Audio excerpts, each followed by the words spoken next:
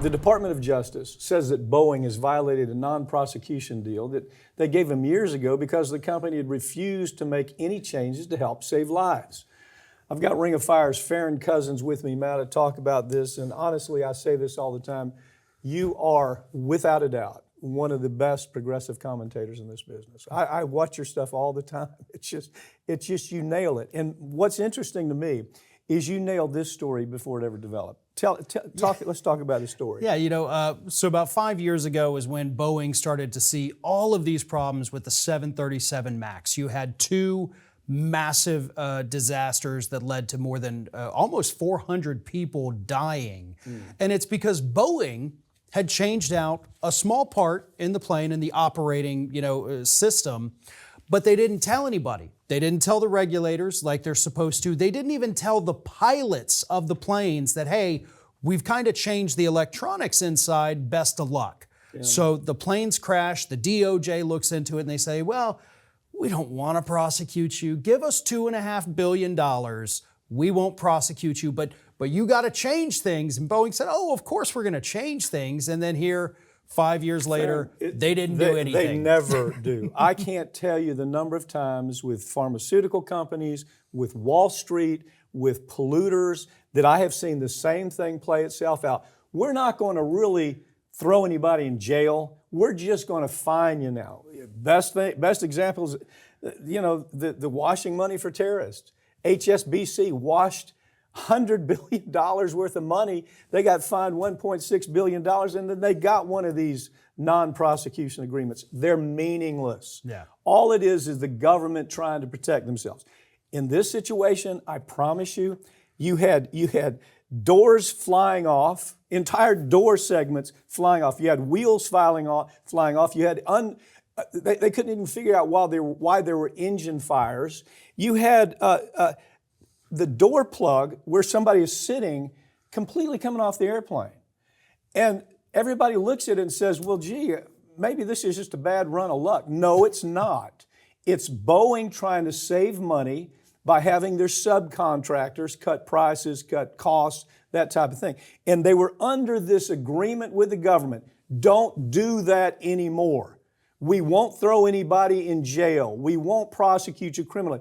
It doesn't mean anything when it comes from the Department of Justice. Right. They're not going to do anything to this company. I promise you they're not. This is a company that makes missiles. They're in the war business. So they're just going to walk away from this and say, yeah, everything's fine, right? Yeah, the DOJ says, well, we're going to have a meeting, the last day of May, and we're going to sit and talk about this and figure out what best to do now. The thing they're going to decide, like they always do, like they did originally, is we'll fine them more money. Because we don't want to go through the process of prosecuting them and, years and years of this. Because if we lose, then we look bad. Oh, that could hurt my career when I leave the DOJ. I don't want to prosecute a company I may have to represent in court 5 years from now. So we'll fine you. We're just going to pretend none of this happened. But, okay, you hit on something real important there. You hit on the fact that we have to look at who the lawyers are who make these decisions, right? There are lawyers that are career lawyers, for one. They're with the DOJ forever. They're never going to lose their job. So they don't have to work. They don't really have to reach out and work all that hard. And then you have the lawyers who are looking for the jobs when they get finished with the DOJ. So they'd like to be able to say, we gave you a pass. Remember the pass we gave you 3 years ago? Don't you need another lawyer? So this is disgusting to me. Yeah. These lawyers who say, look, I don't want to work for my $100,000 a year salary at the DOJ. Y'all are paying 10 times that for your lawyers. I'd love to be on that team. I've helped you out. You know what a good lawyer I can be. And that's what happened, whether it's Boeing or a pharmaceutical or a polluter. That's what these guys are looking for, is the bigger payday. Farron Cousins' prediction, what's it going to be? Are they going to prosecute them? Oh, hell no. No, I agree. A new study's found that microplastics are so prevalent in the body that 100% of the men who were tested had the cancer-causing plastics present in their reproductive organs.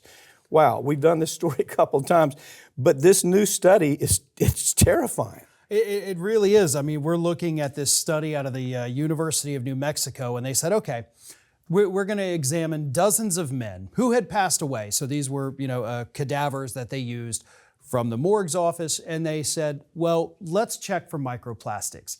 In every single one, not 99%, not 90, 100% of these men, they found dangerous concentrations of microplastics in the testicles of these men. I mean, absolutely just wreaking havoc on reproductive systems.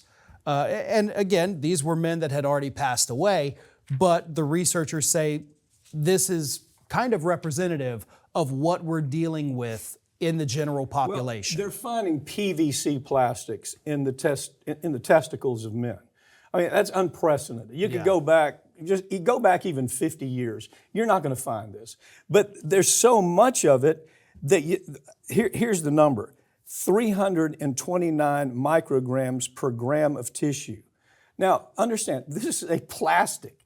The human body is taking on 329 micrograms in every gram of tissue in the human body. That and right now, we don't even know what the diseases are going to be.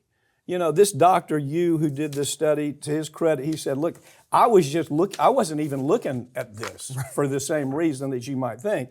I was looking at it because the reproductive numbers have been decreasing more and more. And he said, I want to go find out what it is. Well, this is what they're finding in human testicles. And they haven't even really taken a look at what the effect is on female yet. Right. You know, they're assuming there's a parallel to it. But I guess the only way you can get around it is you've got to change your lifestyle. You don't have to drink out of plastic bottles. You know, there's all kinds of alternatives. But in a plastic, you did a story on just the plastic bottles. Remember the drinking bottles that we were talking about? Yeah. And the numbers were staggering of the amount of plastic, microplastic, that would move through the body. And now we know where it sits. Yeah. It sits in the reproductive organs of males, we know. And they're now looking at how does it affect females. Right, and they're basically looking at this to go ahead, because this is kind of step one of what Dr. Yu was trying to find out, because he's looking across the world and we're seeing decreasing sperm rates in men all over the planet. Mm-hmm. So he wants to find out why. So now finding this, it kind of opens another door for them to launch more research saying, okay, well, is there cause and effect here? You know, is there this correlation? Do we have causation? Or is this just a weird coincidence that is unpleasant and could cause cancer? We don't know yet, but we could be looking at, you know, massive spikes in cancers in the coming years from this. Definitely reproductive issues, you know, failure to be able to conceive. Anything like that is on the table right now because we're only scratching the surface on what these microplastics are doing. At least do one thing. Stop drinking out of plastic bottles. Yeah. At least begin there. I don't know what to tell you beyond that because this is just now developing. We're finding the sources that are being found in male testicles, and it's going to be found in women's reproductive systems too. I'm convinced of that. But it's hard to even advise what do you do. I mean, it's just so ubiquitous right now.